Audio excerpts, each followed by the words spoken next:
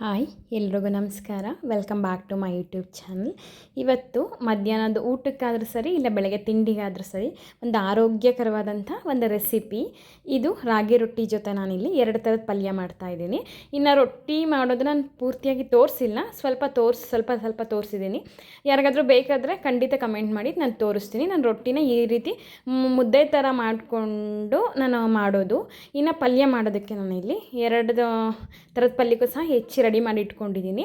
ಇನ್ನು ಇಲ್ಲಿ ಸಿಹಿ ಕುಂಬಳಕಾಯಿ ಪಲ್ಯಕ್ಕೆ ನಾನಿಲ್ಲಿ ಒಂದು ಎಣ್ಣೆ ಇಟ್ಕೊಂಡು, ಎಣ್ಣೆಗೆ ನಾನಿಲ್ಲಿ ಸಾಸಿವೆ, ಜೀರಿಗೆ, ಹಸಿರು ಮೆಣಸಿನ್ಕಾಯಿ, ಚಿಕ್ಕದಾಗಿ ಹೆಚ್ಕೊಂಡಿರೋಂಥ ಈರುಳ್ಳಿ ಮತ್ತು ಕರಿಬೇವನ್ನ ಹಾಕಿ ಇಲ್ಲಿ ಫ್ರೈ ಮಾಡ್ಕೊಳ್ತಾ ಇದ್ದೀನಿ. 2 ಪಲ್ಯನೂ ಮಾಡ್ಬೋದು, ಅಟ್ಟೆ ಟೈಮಲ್ಲಿ ಮಾಡ್ಬೋದು. ಈಗ ಸ್ವಲ್ಪ ಈರುಳ್ಳಿ ಬೆಂದ ಮೇಲೆ ನಾನಿಲ್ಲಿ ಒಂದು ಟೊಮೊಟೊನ ಹಾಕ್ತಾಯಿದ್ದೀನಿ. ಒಂದು ಹುರುಳಿ ಟೊಮೊಟೊ, ಒಂದು ಮೀಡಿಯಮ್ ಸೈಜಿನ ಟೊಮೊಟೊ ಹಾಕಿದ್ದೀನಿ. ಅಂದರೆ ಪ್ಲ್ಯಾನ್ ಮಾಡಿಕೊಂಡ್ರೆ, ಹೆಚ್ಚಿಟ್ಕೊಳೋದೆಲ್ಲ ರೆಡಿ ಮಾಡ್ಕೊಂಡ್ರೆ ಖಂಡಿತ ಅದೇ ಟೈಮಲ್ಲಿ ನಾವು 2 ಪಲ್ಯನೂ ಸಹ ಮಾಡಬಹುದು. ಇನ್ನು ಹೆಚ್ಚಿಟ್ಕೊಂಡಿರೋಂಥ ಸಿಹಿ ಕುಂಬಳಕಾಯಿ ಪಲ್ಯ ಅಂತಿದ್ದೀನಿ. ಸಿಹಿ ಕುಂಬಳಕಾಯಿನ ಸಹ ಇಲ್ಲಿ ಹಾಕಿ ಫ್ರೈ ಮಾಡ್ಕೊಳ್ತಾ ಇದ್ದೀನಿ. ಇದನ್ನು ಹಾಕಿ ನಾವು ಅದೇ ಎಣ್ಣೆಯಲ್ಲಿ ಒಗ್ಗರಣೆಲೇ ಸ್ವಲ್ಪ ಚೆನ್ನಾಗಿ ಹಿಂಗೆ ಕೈ ಆಡಿಸ್ಬೇಕು. ತಕ್ಷಣ ನೀರೆಲ್ಲ ಹಾಕಬಾರ್ದು. ಈ ರೀತಿ ಕೈ ಆಡಿಸಿ ಒಗ್ಗರಣೆ ತಾಗಬೇಕು. ಅದಕ್ಕೆ ಎಲ್ಲ ತಾಗಿದ ಮೇಲೆ ನಾನಿಲ್ಲಿ ಉಪ್ಪು ಹಾಕ್ತಾಯಿದ್ದೀನಿ. ಉಪ್ಪು ಹಾಕೋದ್ರಿಂದ ಸ್ವಲ್ಪ ಬೇಗ ಬೇಯುತ್ತೆ. ಹಂಗಾಗಿ ಉಪ್ಪು ಹಾಕಿ ಈ ರೀತಿ ಚೆನ್ನಾಗಿ ಮತ್ತೆ ಒಂದು ಸಲ ಮಿಕ್ಸ್ ಮಾಡ್ಕೊಳ್ತಾ ಇದ್ದೀನಿ. ಯಾಕೆಂತಂದರೆ ಇದು ಒಗ್ಗರಣೆಯಲ್ಲೇ ಚೆನ್ನಾಗಿ ಒಂದು ಹದದವರೆಗೂ ಬೆಂದರೆ ಪಲ್ಯದ ರುಚಿ ಚೆನ್ನಾಗಿರುತ್ತೆ. ಹಾಗಾಗಿ ಈ ಕಡೆ ಅದನ್ನು ಲೋ ಫ್ಲೇಮಲ್ಲಿ ಇಟ್ಬಿಟ್ಟು, ಈ ಕಡೆ ಅದು ನೀರೇನೂ ಹಾಕ್ತಿರಲಿ ಅಂತ ಹೇಳ್ಬಿಟ್ಟು ಈ ಕಡೆ ನಾನಿಲ್ಲಿ ರೊಟ್ಟಿಗೆ ರೆಡಿ ಮಾಡ್ಕೊಳ್ತಾ ಇದ್ದೀನಿ. ಅಂದರೆ ಮಾಡೋದು ಎಷ್ಟು ಥರದ ಅಡುಗೆನಾದರೂ ಮಾಡ್ಬೋದು. ಅದಕ್ಕೆ ಬೇಕಾಗಿರೋಂಥ ಎಲ್ಲದನ್ನು ಮೊದಲೇ ನಾವು ತರಕಾರಿಗಳನ್ನೆಲ್ಲ ರೆಡಿ ಮಾಡ್ಕೊಂಬಿಟ್ರೆ, ಪ್ಲ್ಯಾನ್ ಮಾಡಿಕೊಂಡ್ರೆ ಸ್ಟಾರ್ಟಿಂಗಲ್ಲಿ ಸ್ವಲ್ಪ ಕಷ್ಟ ಅನಿಸುತ್ತೆ. ಆಮೇಲೆ ಏನು ಅನಿಸಲ್ಲ, ಮಾಡಬಹುದು, ತುಂಬ ಚೆನ್ನಾಗಿರುತ್ತೆ. ಇನ್ನು ರೊಟ್ಟಿಗೆಲ್ಲ ಇಲ್ಲಿ ನಾದಿ ಕಲಿಸ್ಕೊಂಡು ಎತ್ತಿಟ್ಟೆ ನಾನಿಲ್ಲಿ. ಇನ್ನು ಪಲ್ಯ ಇವಾಗ ಚೆನ್ನಾಗಿ ಬೆಂದಿತ್ತು. ಇವಾಗ ಸ್ವಲ್ಪ ನೀರು ಹಾಕಿ ಬೇಯಿಸ್ಕೊಳ್ತಾ ಇದ್ದೀನಿ. ಈ ಸಿಹಿ ಕುಂಬಳಕಾಯಿ ಏನು ಬೇಗ ಬೆಂದೋಗ್ಬಿಡುತ್ತೆ. ಚೆನ್ನಾಗಿ ಆದಮೇಲೆ ನಾನು ಸ್ವಲ್ಪ ನೀರು ಹಾಕಿ ಮತ್ತೆ ಲಿಡ್ನ ಕ್ಲೋಸ್ ಮಾಡಿ ಬೇಯಿಸ್ಕೊಳ್ತಾ ಇದ್ದೀನಿ. ಇನ್ನೊಂದು ಪಲ್ಯ ರೆಡಿ ಮಾಡ್ಕೊಳ್ತಾ ಇದ್ದೀನಿ. ಇದು ತುಂಬ ಆರೋಗ್ಯಕರವಾಗಿರುತ್ತೆ.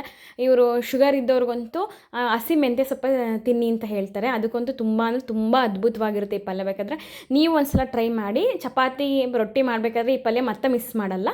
ಇದನ್ನು ಮಾಡೋದಕ್ಕೆ ನಾನಿಲ್ಲಿ ಕ್ಯಾರೆಟ್ ತುರ್ಕೊಂಡಿದ್ದೀನಿ, ಮತ್ತು ಇಲ್ಲಿ ಹಸಿ ಈರುಳ್ಳಿ, 1 ಟೊಮೊಟೊ ಹಾಕಿದ್ದೀನಿ, ಮತ್ತು ಒಂದು ಹಿಡಿಯೋಷ್ಟು ನಾನು ಮೆಂತ್ಯ ಸೊಪ್ಪನ್ನ ಚಿಕ್ಕದಾಗಿ ಕಟ್ ಮಾಡಿ ಹಾಕ್ಕೊಂಡಿದ್ದೀನಿ. ಕೊತ್ತಂಬರಿ ಸೊಪ್ಪು, ಕರ್ಬೇವಿನ ಸೊಪ್ಪು ಹಾಕಿದ್ದೀನಿ, ಸ್ವಲ್ಪ ತೆಂಗಿನಕಾಯಿನೂ ಸಹ ಹಾಕಿದ್ದೀನಿ.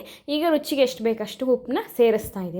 ನಂತರ ಇಲ್ಲಿ ಖಾರದ ಪುಡಿ ಹಾಕ್ತಾಯಿದ್ದೀನಿ. ನೀವು ಬೇಕಾದರೆ ಹಸಿರು ಮೆಣಸಿನ್ಕಾಯಿನ ಸಹ ಹಾಕ್ಬೋದು. ನಮ್ಮನೇಲಿ ಮಗು ಇರೋದ್ರಿಂದ ನಾನು ಖಾರದ ಪುಡಿ ಹಾಕ್ತಾಯಿದ್ದೀನಿ. ಹಾಕ್ಬಿಟ್ಟು ಇದನ್ನು ಸ್ಪೂನಲ್ಲಿ ಕಲಿಸ್ಬಾರ್ದು, ಕೈಯಲ್ಲೇ ಈ ರೀತಿ ಚೆನ್ನಾಗಿ ಮಿಕ್ಸ್ ಮಾಡ್ಕೊಬೇಕು.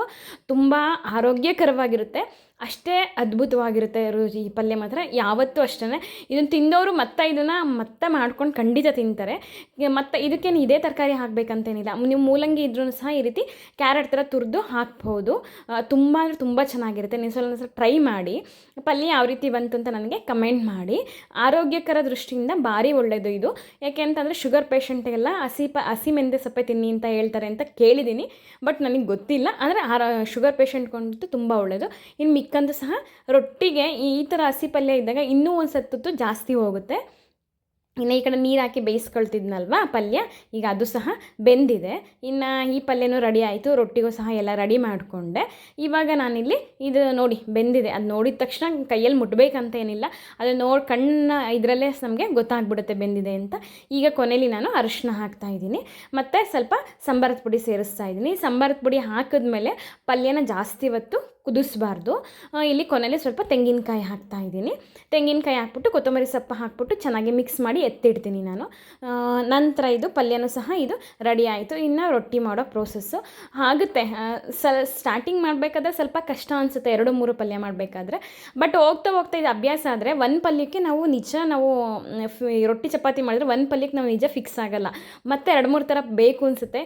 ಯಾಕೆ ಉತ್ತರ ಕರ್ನಾಟಕದವರು ಈ ರೊಟ್ಟಿನ ಇಷ್ಟು ಇಷ್ಟಪಟ್ಟು ತಿಂತಾರೆ ಅಂತಂದರೆ, ಅವರು ಅಷ್ಟು ಆ ತಟ್ಟೆಯಲ್ಲಿ ಆ ಥರ ಪಲ್ಯ ಇಟ್ಕೊಂಡಿರ್ತಾರೆ.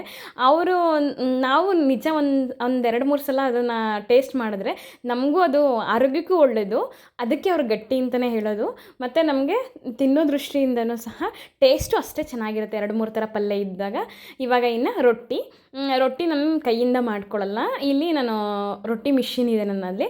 ಹಾಗಾಗಿ ರೊಟ್ಟಿ ಮಿಷಿನಲ್ಲಿ ನಾನು ಈ ರೀತಿ ಒತ್ಕೊಂಡಿದ್ದೀನಿ. ಇದು ತುಂಬ ಚೆನ್ನಾಗಿ ಬರುತ್ತೆ ರೊಟ್ಟಿ. ಕೈಯಲ್ಲಿ ಮಾಡಿದ ರೊಟ್ಟಿಗೆ ಅಂದರೆ ಅಷ್ಟು ಸಾಫ್ಟಾಗೂ ಬರುತ್ತೆ ಇದು.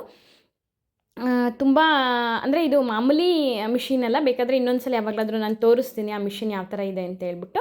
ಅದು ವೆಯ್ಟ್ ಜಾಸ್ತಿ ಇರೋದ್ರಿಂದ ರೊಟ್ಟಿ ಕೈಯಲ್ಲಿ ತೊಡ್ತೀವಲ್ಲ ಹಾಗೇ ಬರುತ್ತೆ. ನಾವಿಲ್ಲಿ ಅದಕ್ಕೇನು ಏನೂ ಹಾಕೋಂಥ ಅವಶ್ಯಕತೆ ಇಲ್ಲ. ಅದನ್ನು ಒತ್ಕೊಂಬಿಟ್ಟು ಮಾಮೂಲಿ ರೊಟ್ಟಿ ಹೆಂಗೆ ಬೇಯಿಸ್ತೀವಿ ಹಂಗೆ ಬೇಯಿಸಿದ್ರೆ ಸಾಕು. ಇನ್ನು ಎರಡೂ ಕಡೆ ಉಬ್ಬು ಸಹ ಬರುತ್ತೆ ರೊಟ್ಟಿ, ಅಷ್ಟು ಸಾಫ್ಟಾಗಿ ಬರುತ್ತೆ. ಇದು ಮಿಷಿನ್ ರೊಟ್ಟಿ ಅಂತ ಅನಿಸೋದೇ ಇಲ್ಲ. ಇಲ್ಲಿ ಎಲೆಕ್ಟ್ರಿಕ್ ಮಿಷಿನ್ಸ್ ಅಲ್ಲ, ಕೈಯಲ್ಲಿ ಮಾಡಿರ್ತಾರಲ್ಲ ಆ ಥರದ ಮಿಷಿನ್ನೇ ಇದು. ಹಾಗಾಗಿ ನೋಡಿ ಈ ರೀತಿ ಉಬ್ಬಿ ಬರುತ್ತೆ. ಇದನ್ನು ಬೇಕಾದರೆ ನಾವು ಬಟ್ಟೆಯಲ್ಲಿ ಒತ್ಕೊಬೋದು. ತುಂಬ ಚೆನ್ನಾಗಿರುತ್ತೆ ಈ ರೊಟ್ಟಿ ಊಟ. ನಾವು ಈ ರೊಟ್ಟಿ ತಿಂದು ಮುದ್ದೆ ತಿಂದು ಗಟ್ಟಿ ಆಗೋ ನನಗೆ ನಾವಿಲ್ಲಿ ರೊಟ್ಟಿ ತಿಂದು ಸಹ ಗಟ್ಟಿ ಆಗೋದಂತೂ ಖಂಡಿತ ನಿಜ.